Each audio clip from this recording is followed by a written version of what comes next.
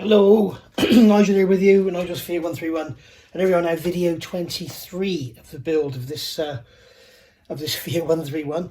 And now today we're going to be finishing off the gearbox. You can see here we've got the lovely gearbox, all lovely and clean and everything, and rebuilt. There's some new bearings and stuff. I've also got here a new clutch kit for, as you can see, it's from Sash.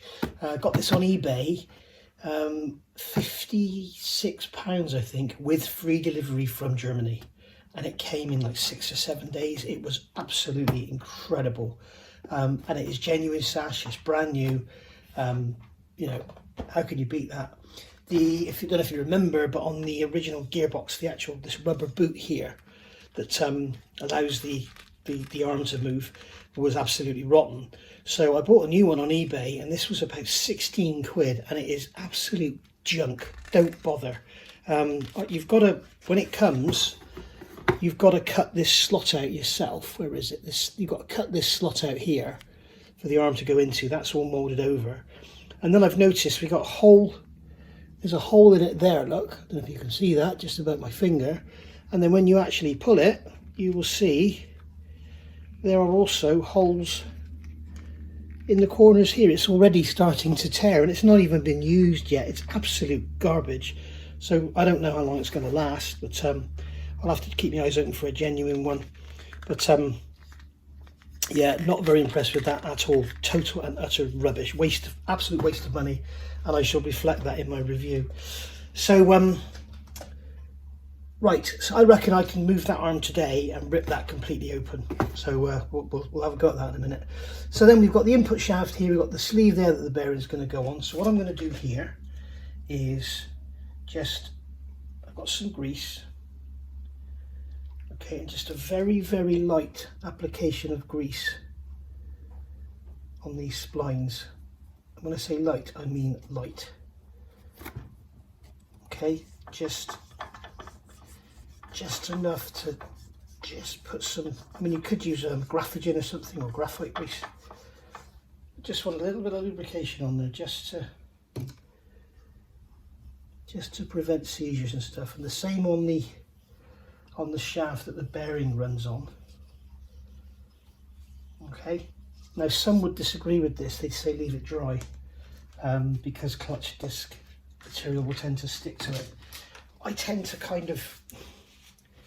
I'm sort of 50-50, I don't really know. But I've got some graphogen here. I could have used that, I suppose, but it's done now. Anyway, I've forgotten as well, I've also got to put some grease in here, in this ball end of the clutch arm. Put some grease in there. Okay, and that lubricates that. If you don't put grease in there, believe me, in no time at all, that ball there will wear through that arm. Okay, so we've got that done, we've got the rubber fitted. So now what I'm going to do is get the bearing out. The bearing out of the box. Use the box properly. Out of the way. So we've got the bearing here, and on the back here we've got this groove that goes into the clutch arm. And basically that's going to go in like that. And as you can see, those two dogs engage in that groove, and that will slide this in and out. So the other thing we could do is put a little bit of grease on those dogs, just so we don't have any dry areas or anything. Just put a little drop on them, and then we can put the bearing on here and just turn it around in there so it gets some grease. There we go. Right, so this is going to be quite awkward to do because it's all got to go together. So right, that's got to go sideways first to be slid into there. Then it's got to go over there. And we've got to get this on and somehow get the clutch arm to engage. You've got to have on exactly the right angle. We'll bring that back onto that tube, and then we'll bring the clutch arm back. And as you can see, I now have to try and get this clutch arm over that ball. We've got a spring there on the back, so push that over. And I'm just going to push this arm go on. There we go. And now as you can see what's happened here, it's come out of there. So I'm going to have to pull this off again. I said this was awkward, didn't I? So I'm going to make sure that stays on there. Okay, then we're going to push that spring clip over just like that. Okay, so the bearing's still on those pins. As I said, this is awkward. The original design doesn't have a full... Something's wrong here. What's going on? It's like it doesn't want to go over. There we go. Okay, so now it's engaged. Okay, so that's all good. Yeah, the original one has like 2 forks on it, so you can sort of turn the bearing and clip it on. I'm going to push this rubber in. Grease all over my fingers now. So I'm going to push this rubber in and get it to engage in here, which is probably going to be easier said than done.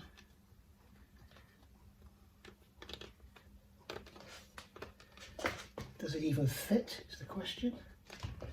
This is what happens when your dog gets hold of your screwdriver and takes it in the garden to play with it. Like your dog, your puppy, should I say. Your 11-month-old fox terrier pup. It's looking like this isn't even going to fit.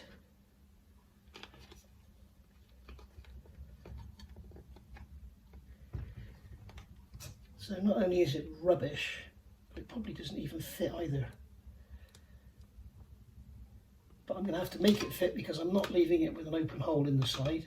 And the old one was so bad I chucked it out. I mean, you should never really throw parts away until you've got the new ones and found them to be satisfactory. But the old one was so bad I couldn't use it. Okay, so there we go. There's the clutch arm. There's the clutch return spring. I've just looked in the manual to see which way around this goes, and they have an underview picture of a later car, and it doesn't actually have a clutch return spring on it. So maybe this later model isn't supposed to have one. I can't see the harm in having one other than it's going to make the clutch slightly heavier. It's not at all. It's not a very strong spring. So a little bit, if anything, it'll stop it all rattling around, won't it? The rubber went in, and I must be honest, it seems to be okay. I think once it's in there and compressed up, it seems to be sort of more baggy. I'm not so... I mean, those corners are ripping open, to be honest, so maybe put a drop of silicone on there or something just to seal them up. But you know, let's see how it goes. You know, £16 is not a lot of money, but £16 for a piece of rubber that's not very good is a lot of money. So there we are. So that's it. You can see how it works. So you can see how your clutch works. Basically, you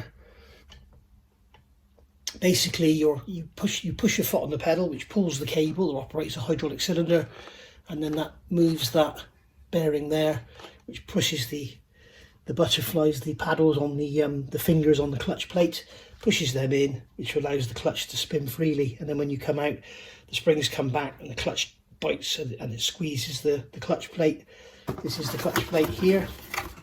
It squeezes that hard up against the flywheel.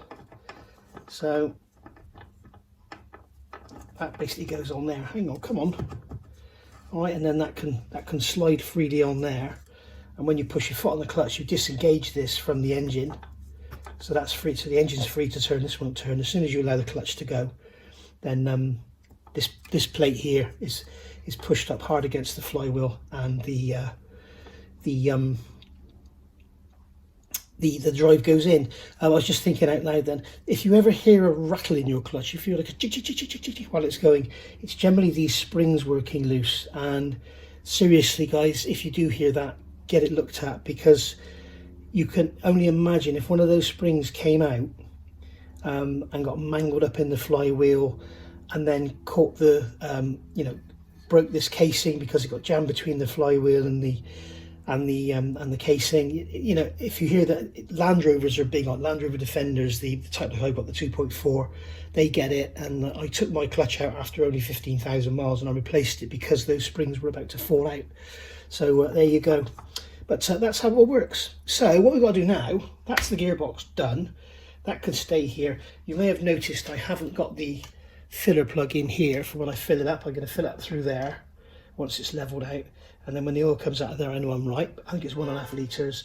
And then you also notice here I haven't fitted the speedo drive. It's because it's like a monkey metal casting, and if one knock in it will just break off, so I haven't fitted that yet, so I must remember to do that before I fill it up with oil, otherwise I'll have a right mess on my hands, won't I? There's also a gasket to go on there. So there we go. So that's the gearbox done. I don't know what we're going to look at next, but let's see. Okay, so just realised with these gloves the button works on the iPhone. That's amazing. So we've got her up in the air, as you can see. She's up there, very tall. So I've got the wheel unbolted. Take the wheel off. Put that down there. Look at the tyre didn't explode, it's so knackered. So we'll stick that over there out of the way. So I've done I'll show you in a minute, I've done the bench. But I wanted to show you this. Just look at how kind a nice climate is to your car. Look how clean all of this is. I mean, this has still got black paint on it. I mean, never mind the fact there's no rust, that's absolutely incredible. But look at this. I mean, this shock absorber. It's still got paint on it. The rubber's all in good nick. The brakes, I know that Giorgio, the guy I bought the car off, when Gabrielle first went to see it, the front brakes were seized. And I think Giorgio has replaced it, because he's replaced the brake lines. I think he's replaced the calipers as well. So absolutely incredible. Thank you very much, Giorgio. But yeah, you can see everything's all free and turning nicely. I actually stripped the other side last night and then put it back together again, stupidly, because I wanted to get the top mount, because I never had that seized up. So I ended up getting that off, and then put it all back together, having to take it apart again today. So that was a bit daft. So I'm going to take all the suspension out. We'll hang the caliper up on a over here or something to save having to bleed the brakes, and save getting brake fluid everywhere. But it does look like the Giorgio's actually replaced the brake fluid. It all looks very clean.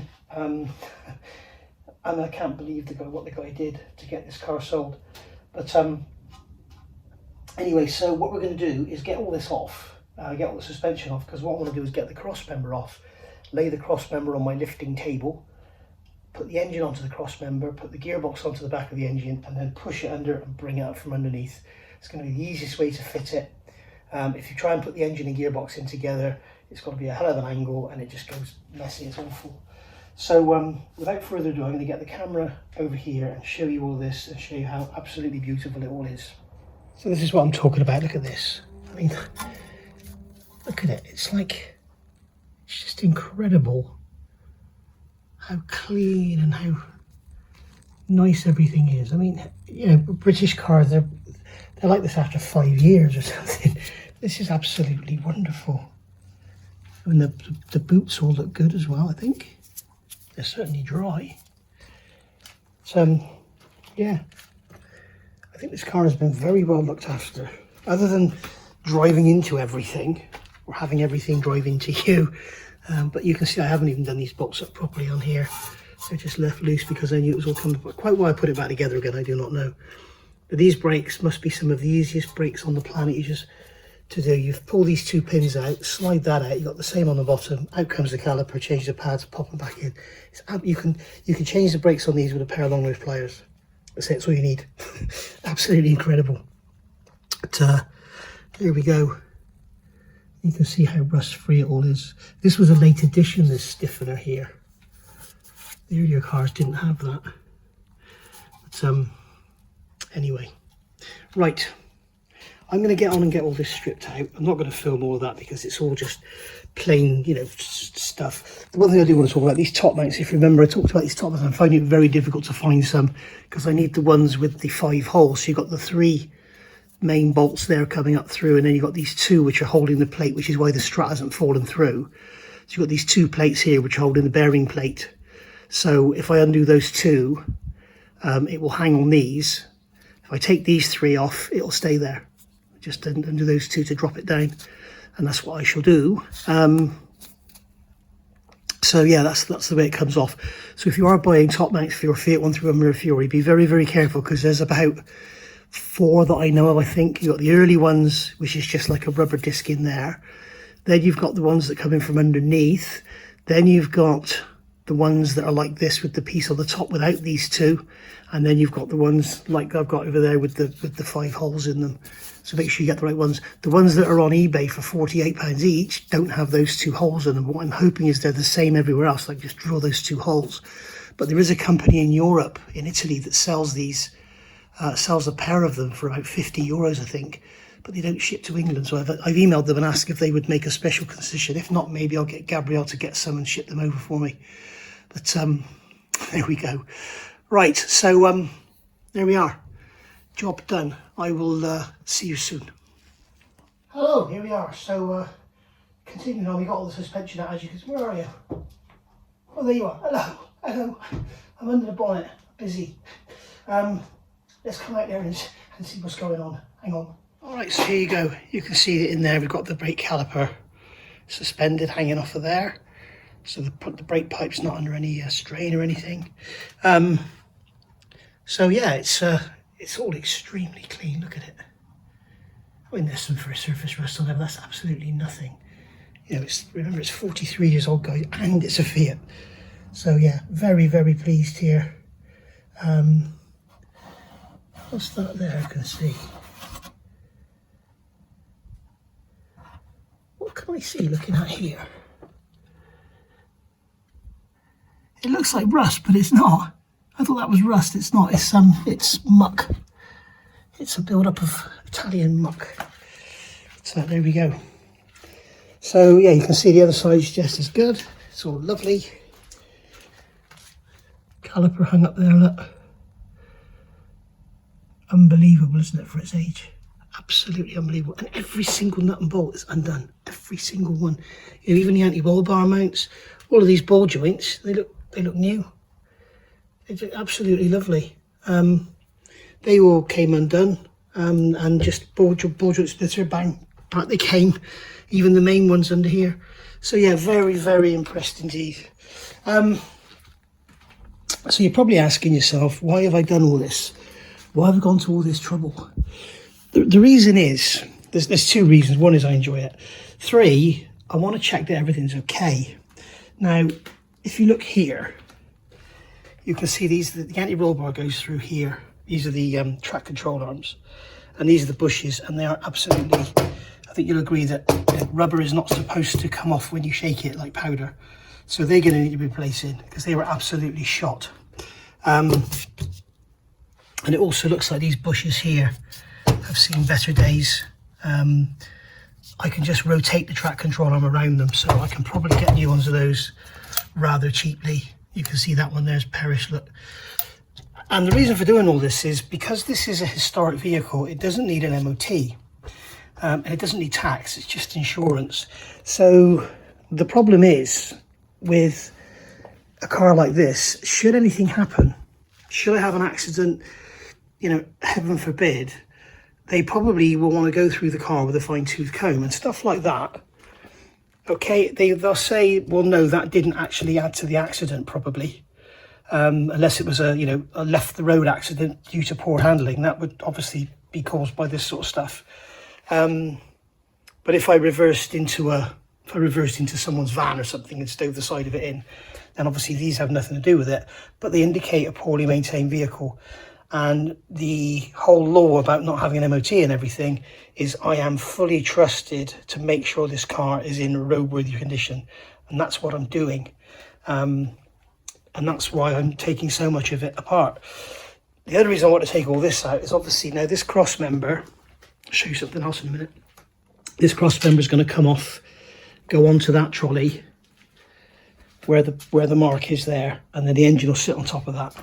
You might also be wondering, like when I did the engine, why have I got the engine all pretty and everything, and I'm not bothering with these mounts and the mounts on here and the mounts there and everything, all the cross member, because all of that is going in the bin, well, going up for sale, because I'm using a Series 1 cross member on this. This is the Series 3 cross member, which has this wide area here. The Series 1 doesn't have that, and also it's flat. It looks a lot more slender. It doesn't look as strong to me as the Series 1. I've now got a Series 1 from Greece, it's come, and the steering mat mounts are slightly different as well. So I've got a Series 1 because that's what the Group 4 cars had. It was clearly strong enough, so I'm going to use that one.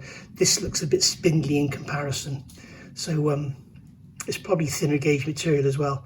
But I've got one. I've got a brand new old stock one, so this is ready to go.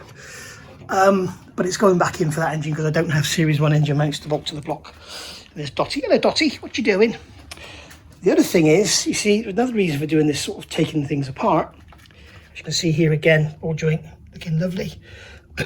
And if you're a mechanic yourself, you will know that quite often you undo these nuts, you leave the nut on there for the ball joint splitter to work on it, and then when you go to take the nut off, it just turns the ball joint. Well, note these ball joints are all tight enough to allow me to remove the nut. Unbelievable, absolutely unbelievable. But there's another good reason for stripping things down. You see, if you look at this uniball on the end of here is lovely, the ball joint's lovely, everything's good, the boot's good, the gaiter on there is good, that goes up and down all freely. But look at this, watch, that ain't right, is it? Now, if I'd have had an accident in this car, it was taken away to be inspected, they would throw the book at me for that. So I've now got to strip the steering rack. I think there's probably a plastic bush in there or something. It's either completely dissolved or it's popped out. Sometimes they pop out and it'll be inside that gaiter. I'm having Kevin build me a Group 4 one, which is basically the same casing, but it's got all different internals, and it's a quick rack. So I may have to go for that earlier than I thought. We shall see. You may also notice these wires here cut off. This is the only part of the wiring loom that's been cut because it clearly had pad thickness sensors on it. And when Giorgio has fitted these calipers, I think they came off a Strada, a Ritmo. When he's fitted those calipers, obviously he's put new pads in. Well, not obviously, but he's put new pads in.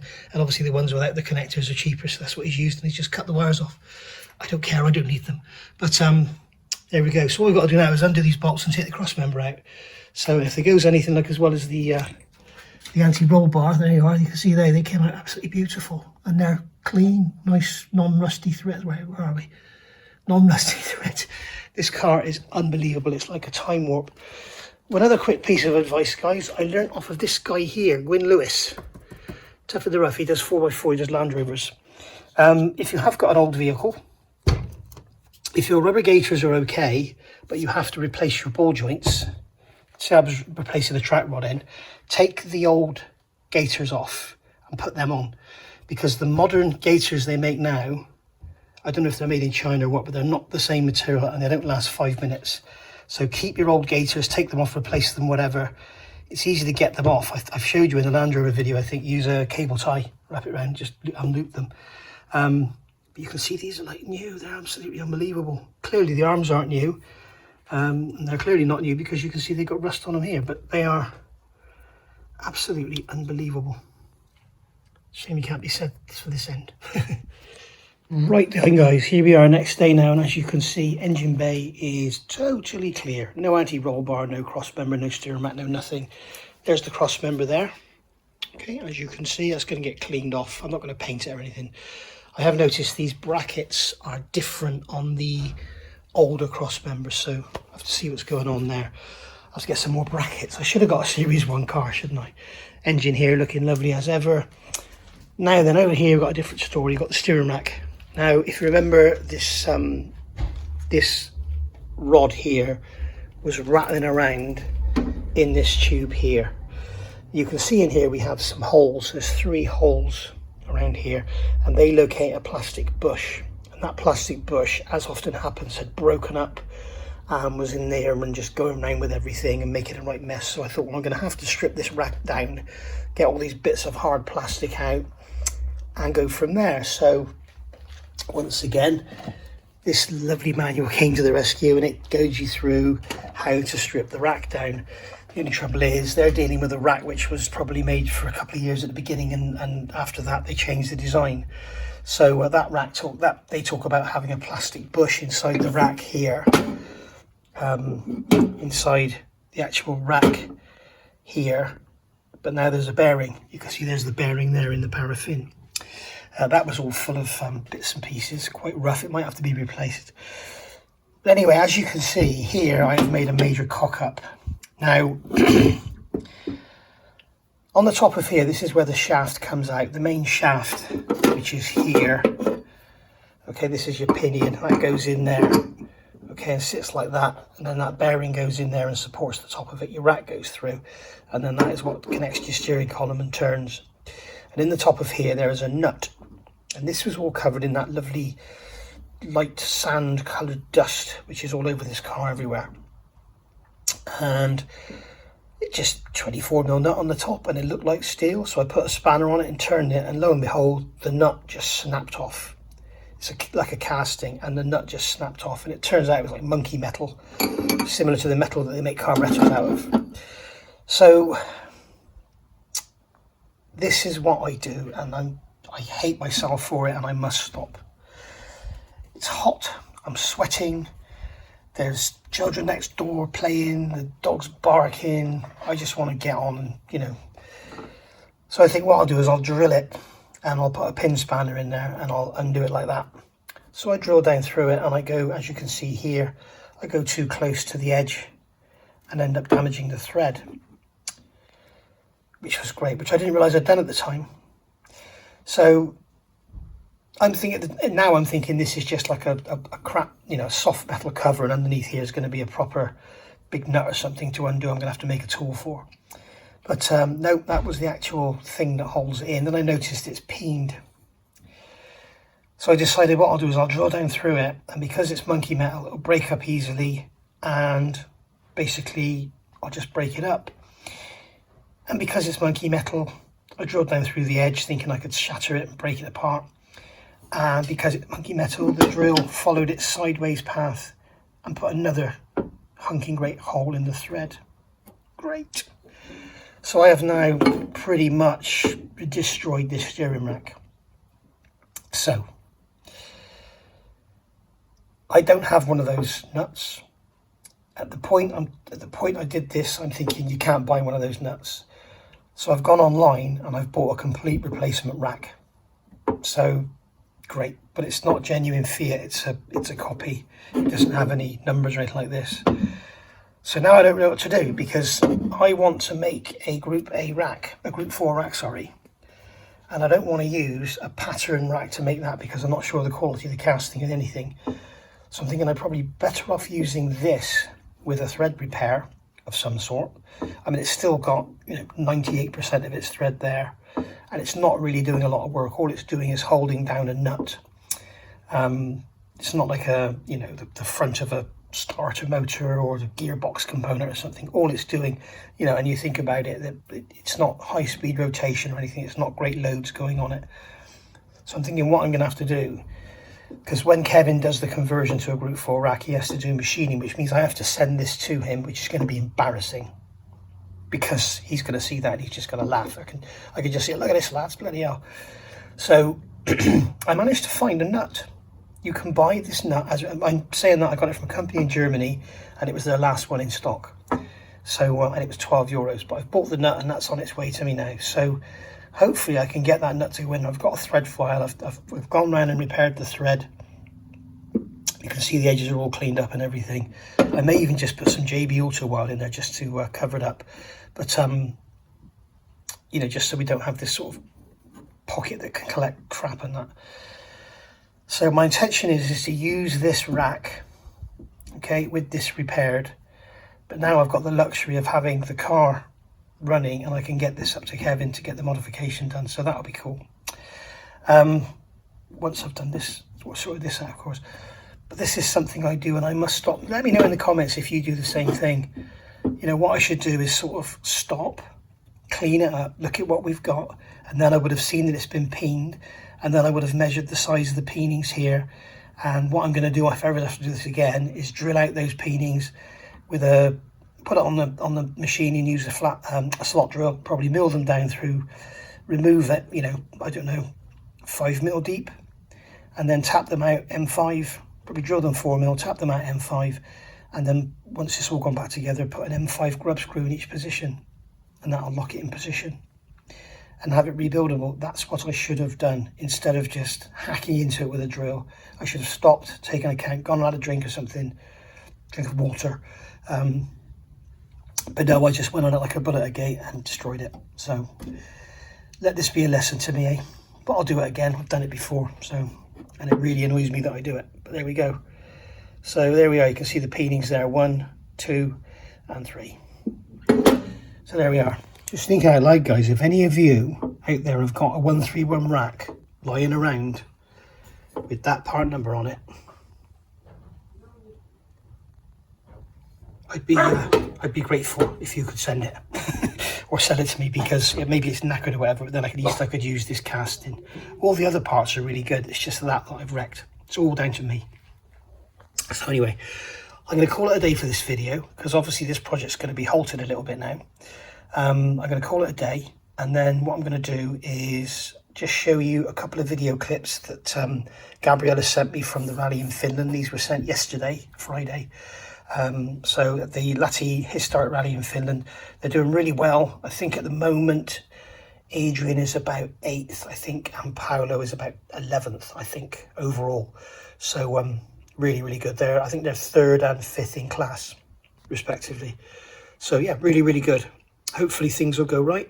There's been a few retirements, unfortunately, and the big guy, I never remember his name, the big GR Yaris guy. Yeah, Matt Valava or something, Yari Mavalava. He's there in a Celica GT4, and he's gone because his engine's let him down. So that's unfortunate. But yes, so there's the rest of the stuff here. Look, I've been looking to see if I can get these bushes here, 10 a penny. These bushes here aren't so easy to get hold of. And the ball joints are all lovely, everything's all good. I've taken them off because obviously they're going to go on the new rack, and there's the rubbers, they're all even all good. Everything's good. I've destroyed it. It's my own bloody stupid fault. And that's all the bits and pieces you get in your rack. So, not in your rack, in your rack. Right, have a look at those videos and I'll see you soon. Thank you for watching.